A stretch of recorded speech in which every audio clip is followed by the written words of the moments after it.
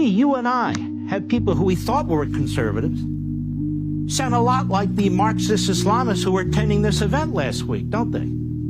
I think it's exactly right. Unfortunately, there's a grievance culture that has become the dominant strain on the left that says that all people in the world who are poor, who have bad lives, that is the fault of the West, that is the fault of Israel, it's the fault of capitalism, it's the fault of the Jews, it's the fault of anyone except for themselves. They have no agency, and thus all the systems must be torn down from the rooftops all the way down to the ground. And you see that sort of mirrored on a weird horseshoe part of the right that is now arguing sort of the same thing, that the problems that people have are intractable, that there's a shadowy group that's manipulating all of this, that America actually was never great. America was wrong in World War II. America never landed on the moon. And these kind of two forces are now bizarrely joining hands in the middle. It's very strange. Do you think there's enough of an effort to push back? They sort of sprinkle these events with these kooks.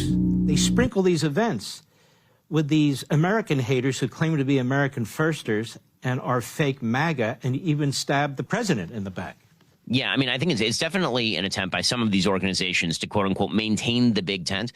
But the reality is that, as many have said, the problem with a big tent is that you may end up with many, many clowns inside. And the most fundamental thing is that just because you're saying somebody votes Republican, that does not mean that they ought to be the preacher at the front of the church. They're not the person who ought to be leading the movement if they are spending all day criticizing the president of the United States as covering up a Mossad rape ring or being a tool of the Israelis for hitting an Iranian nuclear facility, a thing he has said literally his entire career that he was going to do.